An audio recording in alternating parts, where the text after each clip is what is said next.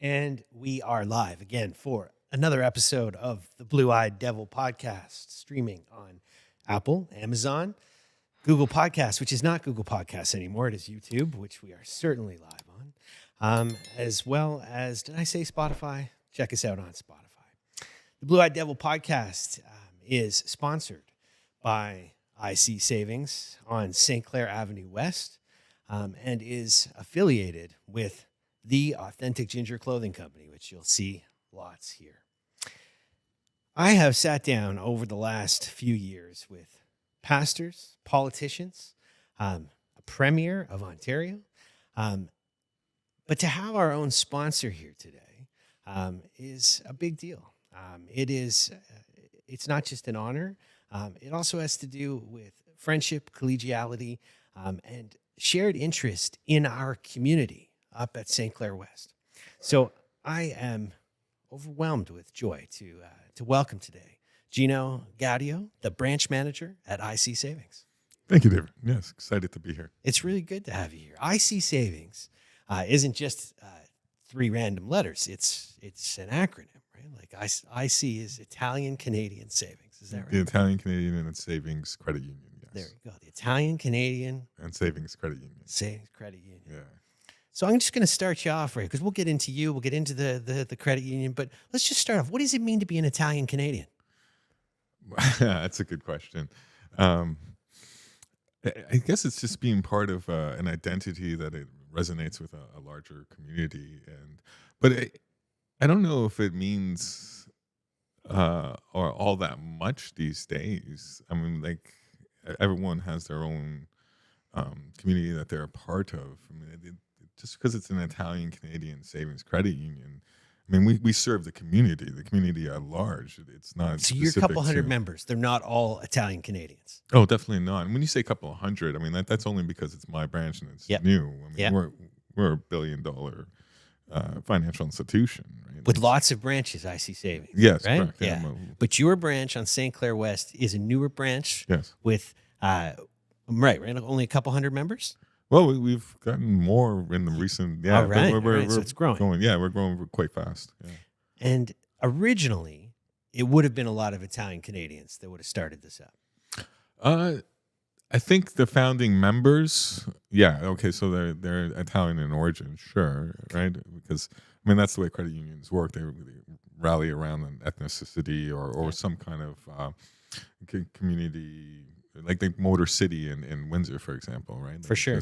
I was reading the other night, there's credit unions all over the place with different types of affiliations, right? You've got the police credit union in Toronto. You've got Italian Canadian. And I think there's a teacher's credit union somewhere. Right. So it really is about shared values, interests, and community initiative. Is that right? Yes, based upon principles, values and principles. So what are the values and principles of IC Savings? Well, credit unions in general, they go back to like the Rochdale movement in England. So that's where the principles were actually developed. And then they're kind of tailored over the years. So at IC Savings, I mean, our mission is just to be part of the community, to give back to the community, to have a fair and ethical financial institution that's there for the individual and small business owners. Fair and ethical is what jumps out at me when you say that. Sure. Because I think for a lot of folks, if you look at the major banks in Canada, you look at some of the opportunities for lending at high interest rates, the kind of credit card debt people rack up, fair and ethical doesn't always feel as though that's what's being represented in values and principles, especially if you're somebody who's struggling as, the kind of economy we're in now, the Trump tariffs, all the different things that are scaring people. I guess what I want to know is what makes you different? Like people go and they borrow money from Cash Money and other lenders like that. They're getting massive banking fees and interest rates from some of the major banks in Canada. What makes Italian Canadian Savings Credit Union, what makes it different than other places that you can borrow money from or that you can save your money in? I think it's just different by design, right? So I always point to the fact that we don't have shareholders. Right? Okay. So we're not beholden to creating these profits and meeting these marks to satisfy our investors. Rather, we have members, Okay. and our members are the ones that we're supposed to be looking out for.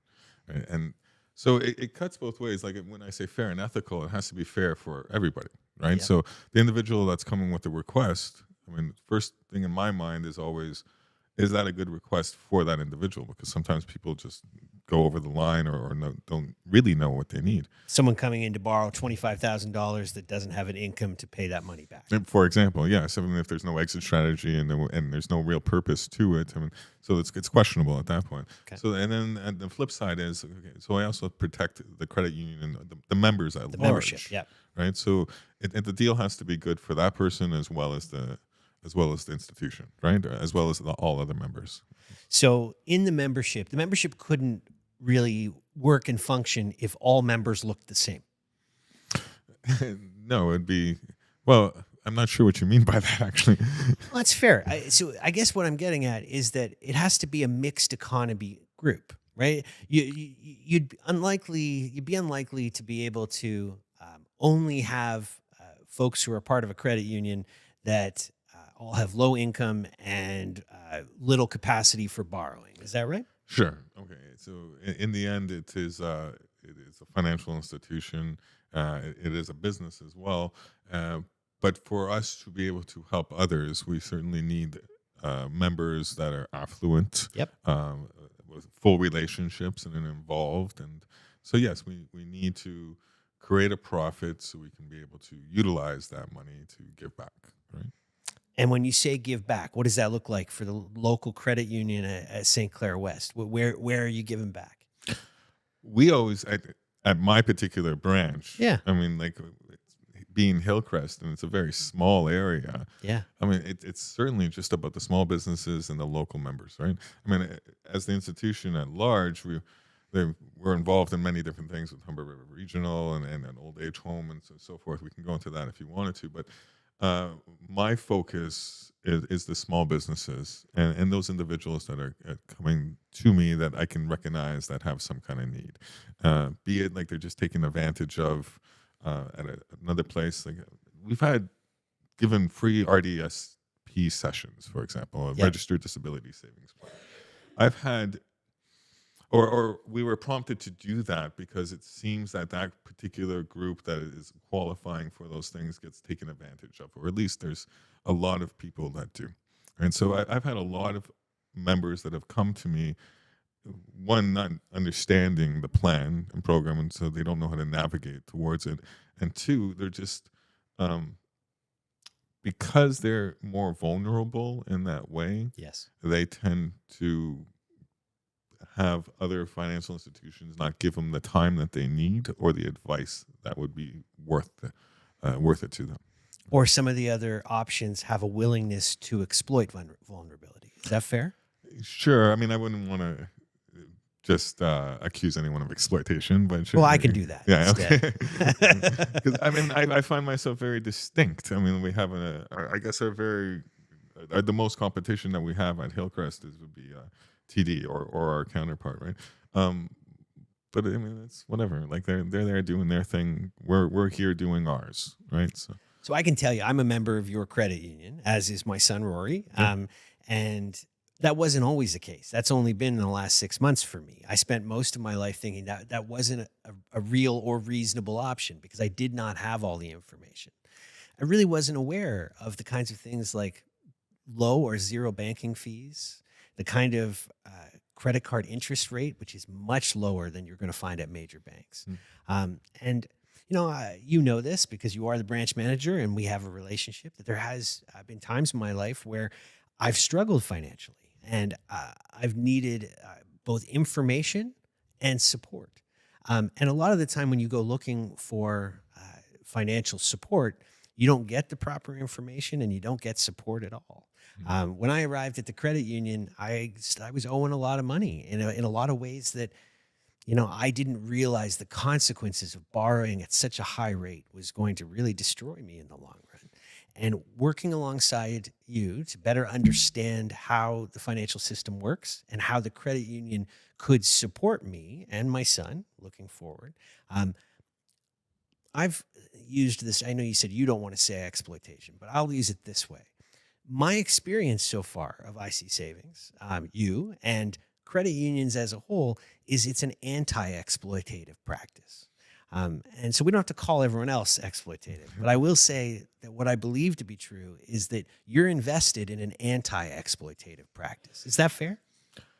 It's a really nice way of describing it. Yeah, I think I appreciate that. And yeah, it's not about being anti-exploitative. It's just being human. There's a human component to all of this. There's a moral compass that we follow, and so you've mentioned that my branch is fairly new. I mean, like, so I'm fairly new to that role as well. Yep. Right.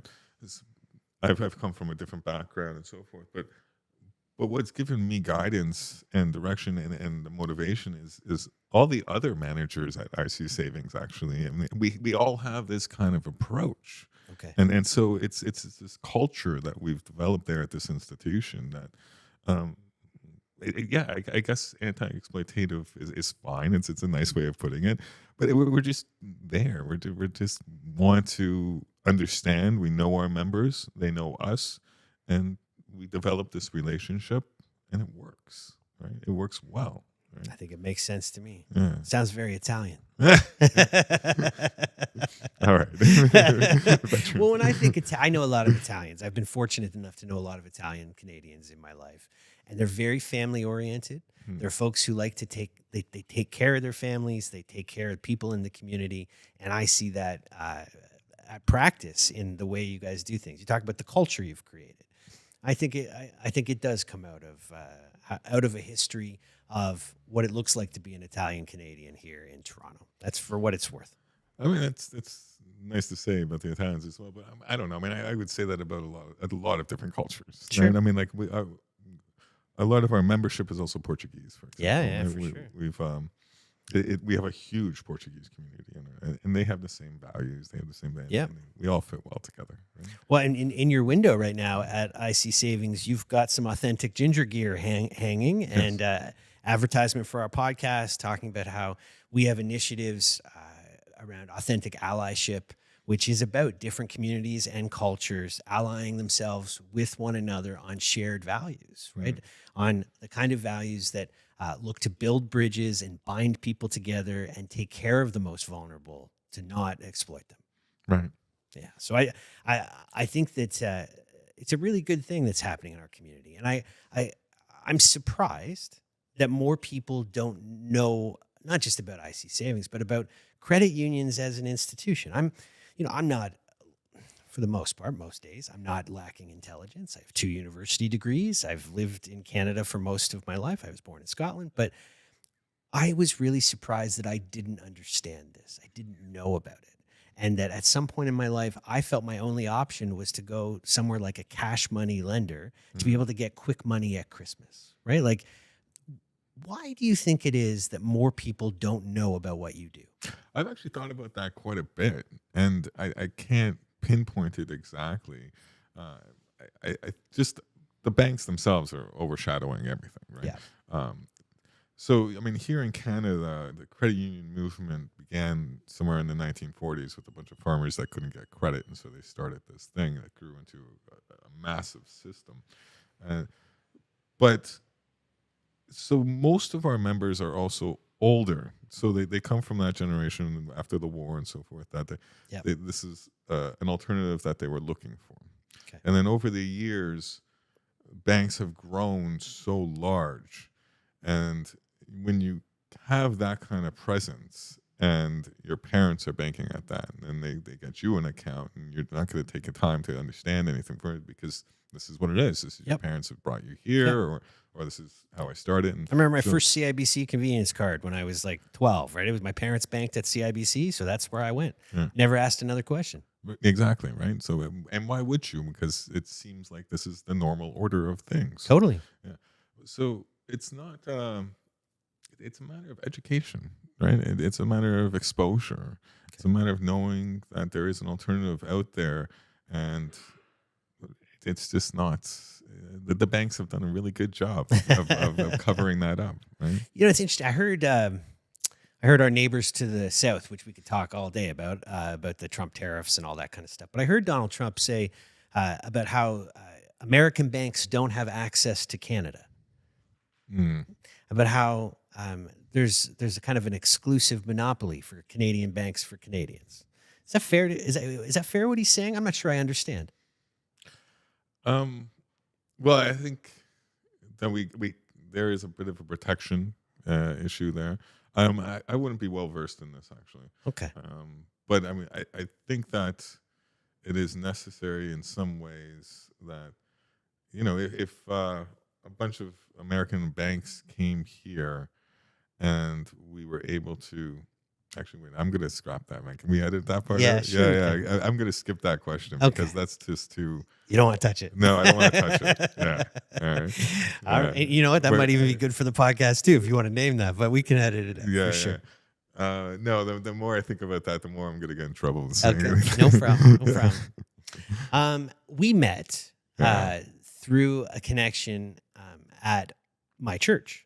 Rory and I attend St. Michael and All Angels Church on St. Clair, which is a wonderful community hub that has a food bank.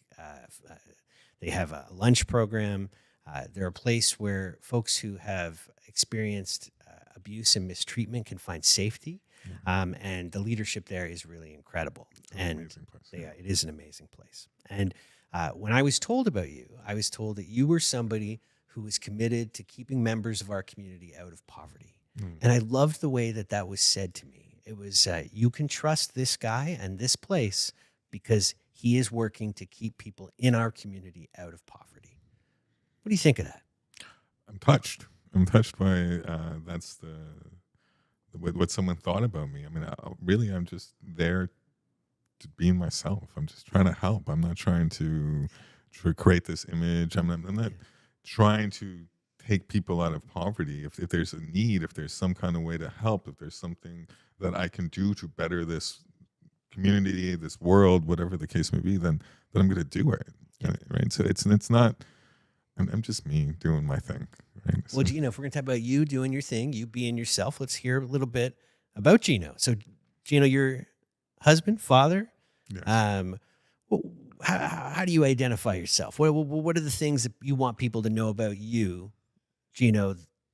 Not just the branch manager, but the man. Yes, I'm a husband. Been married for 14 years. I'm a father to a 9-year-old girl. And I've done many different things in my life. I mean, but my background is actually more about, it's more academic in many ways. And so coming to the financial institution, I've been part of a financial institution for about 7 years now. Okay. And before then, I was just self-employed doing,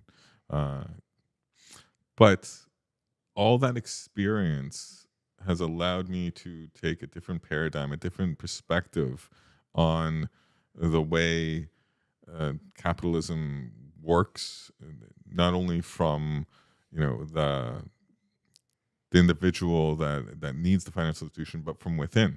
Mm-hmm. So having this holistic point of view allows me to empathize, I think, a little bit easier, a little bit better. And so as me as an individual, I think the best thing to describe myself is just I'm very transparent and genuine, and I'm present.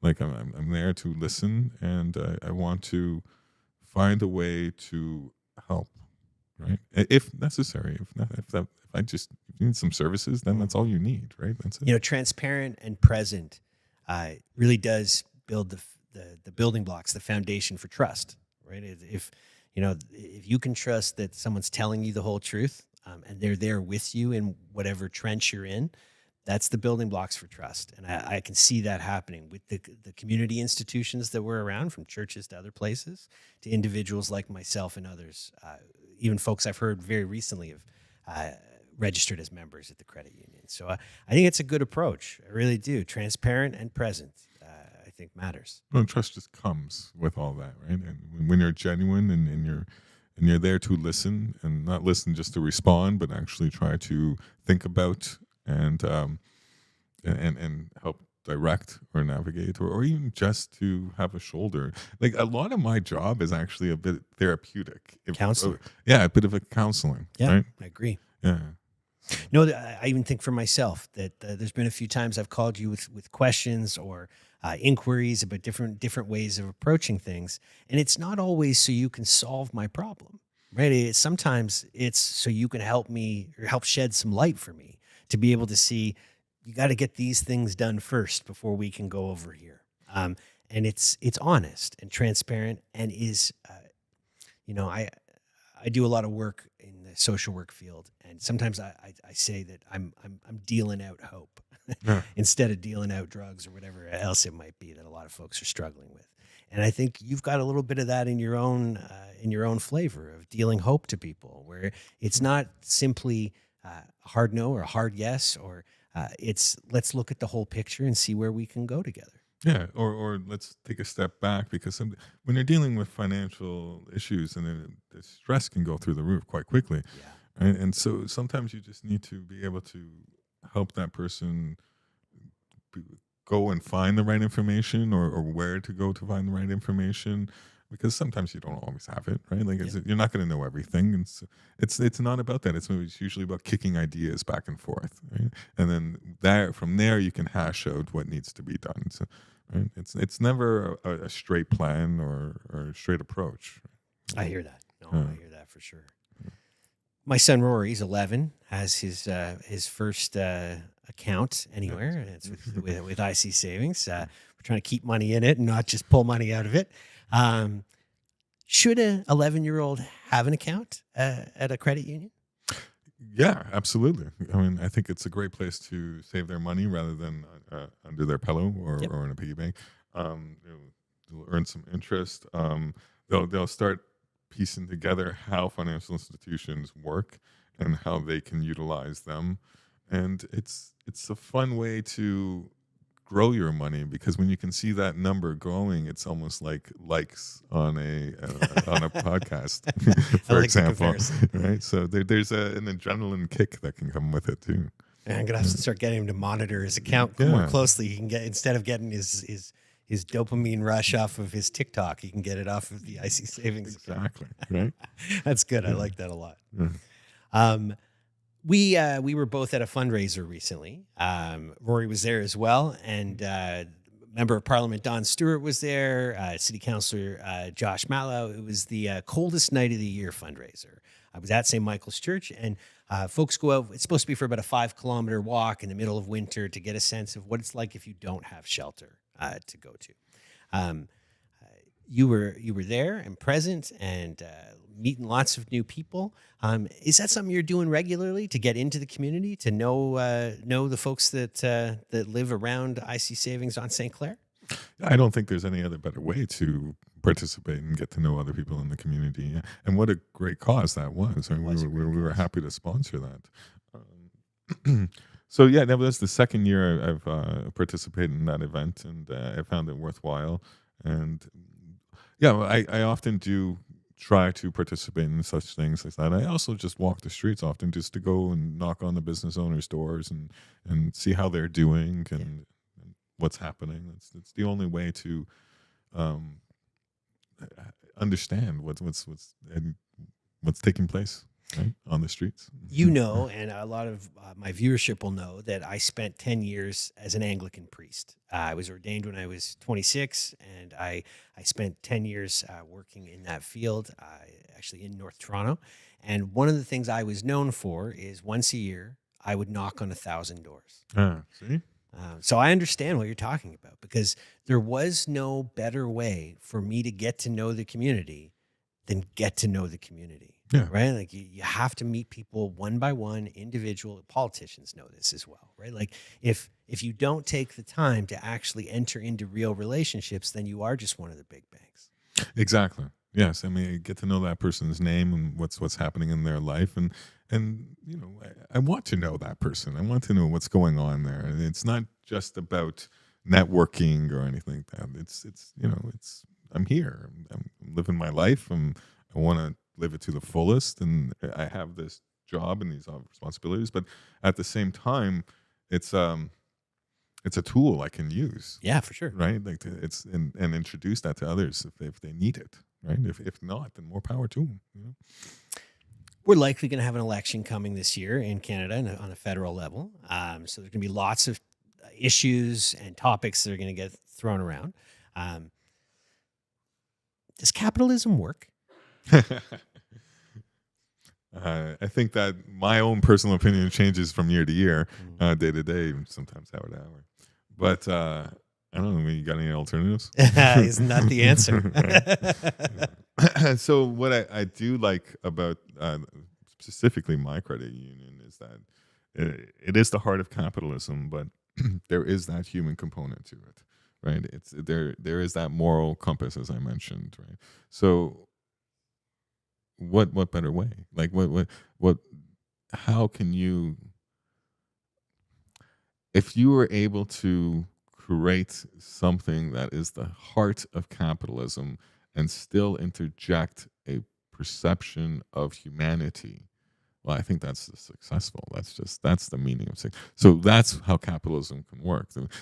Capitalism on its own is cold and heartless, right? I mean, I think most people would agree with that, but without the human touch, right? So capitalism with a heart and soul, yeah, is really what we're talking about, right? It can't be unchecked capitalism. it's a good way to put it. Yeah. Okay. Well, we'll see when the election comes. If anyone has anything to say about that, I'm sure they will. St. Clair West, where you're located, it is a historically Italian community there. Is that right? It's Jewish, Greek, Italian component to it. Yeah. Lots of immigration over the last 150 years into that place. Yeah. What is the identity of St. Clair West now in 2025? I think, I mean, in Toronto at large, it's very dynamic. I mean, it's so I first, let me, like, with Little Italy, there's no real presence of the Italians left, right? In Little Italy, like, yeah. there's more better sushi restaurants than Italian restaurants. Sure. Right? So I think over the years, or rather, it was more important then to have these ethnic enclaves for these waves of immigrants that were coming over, so someone to identify with, to have a community of support and so forth, right? And now it's just a free for all in many ways. So St. Clair West, I mean, I've heard there's that Latin influence, there's the Jewish influence, there's the Greek influence. Italians are not as much there anymore, I think, at least in the Hillcrest area, maybe closer or more west towards Dufferin is still. But I mean, that doesn't matter. Well, this is who we are as Toronto now, Yeah. right? I read, it wasn't yesterday, it was last week. I read that Toronto is now the most multicultural city in the world. Yeah. It's an incredible thing if you think about that we live in the heart of a place where you can go almost anywhere to eat almost any ethnic food, and you can meet or worship or spend time with folks who come from almost every corner of the planet. Yeah, and I think that's amazing. Isn't it? Being exposed to so many different peoples and cultures, it's a great place. I love this city for that. And I've always described myself as a child of a new geography, actually, because I don't. I've never heard that term. Say that again. A child of a new geography. I love it. Yeah. Like my father would consider himself Italian or whatever. Yeah. But I don't know if I do. Okay. Right? I mean, I I feel that I can connect with it and resonate with it. Yeah. But I'm Canadian, and what does that mean is a whole different experience for everyone. Well, it means more right now. I think with everything that's happened south of the border and the tariffs that have scared a lot of folks, for a long time I've heard people say they don't really know what it is to be Canadian. And we've been forced over the last little while to reflect on that as a country, right? Why is it that we're not American? Why is it that we hold some of the values that we do? And I think some of that is the commitment to a shared community from across the globe, right? It is a valuing of a wide array of beliefs, seeking to find shared values. Yes. I'm largely Canadian because I'm not American, for example. Like that. Yeah. You know? Yeah. And, I do consider, although I don't have the accent, I was born in Scotland, and I do have strong feelings about my affiliation and my ethnicity coming from there. But most of my life has been spent here in Canada, and I would not be the person I am today. I would not have the kind of pluralistic views that I have. I would not have been able to enter into some of the interfaith dialogue that I had done when I was serving the church with Muslims and Jews and folks of all different kinds of beliefs if I had not been Canadian, because part of being Canadian is building bridges and seeking to find shared values with people who maybe don't look like you. Yeah, sure. There's an understanding and a tolerance, Yeah. and it's not just about the individualism that we can say are other places, right? I mean, here there is that community component again. Like it's not. I think there's a social component that is stronger with our identity in Canada. That this connection that we've had to forge. I mean, we're also not that big in terms of Yeah. a population, right? For sure. Right, and so we have all these different groups, not too much people relatively, but all dense in this particular area, right? Or the density in one particular area, bringing everyone together. It's and the idea of these little these communities like in Greek town, Koreatown, and all, like it allows them to express themselves, to expose themselves to others, and everyone just kind of appreciates that. It's a beautiful thing. It really is, right? It's I look right now at the window of the Italian Canadian Savings Credit Union, and I see authentic ginger merch in there. I don't know how many ginger Italian. There are some, but I don't know how many there are. It speaks really good things to me because it does say that there's a value on belonging to one another, which is really what it is, right? Like we're not just one thing, and we're not just from one place. And Italian Canadian, right? Like there is an emphasis there on what it is to be Canadian as well, right? It's not just where you come from, but it's where are we now and who do we belong to now? So I like that a lot, actually. Mm. You interested in rapid fire? Have you done rapid fire before? No, I've never done anything like this before. I know you haven't. So sure. Let's do it. Okay, let's line up some rapid fire for you. Okay, and so I'm going to give you some options. Just spit it back to me as fast as you can. Okay. All right. Okay. Feels Coke like or Pepsi? Pepsi. Baseball or football? Baseball. Ronaldo or Messi? Messi. World Cup or the Olympics? World Cup. TD or CIBC? Neither of those. Don't do it. No, neither of those for sure. Steak or sushi? Ooh, that depends on the day. That's all right. Right? That's Yeah. all right. Got caught thinking about steak for a minute. I'm not going to lie to you. That's exactly what happened there. All of a sudden, I started thinking of a medium rare steak from Morton's, and I was like, you can't do that. Authentic ginger or the Bay? Oh, authentic chicken. Of course, right? They're out of business soon anyway, so we're taking over. They've had their time. They've had their time. They've had their time. If there was something that you wanted the average Canadian to know about IC savings, what would it be?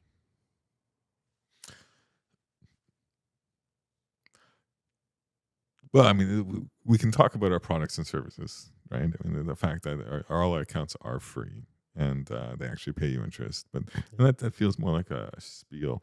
I think the one thing that they need to know is that all our managers, all our executives, all our people there have this wonderful way of approach to whatever they're doing, be it in the back room or on the front lines.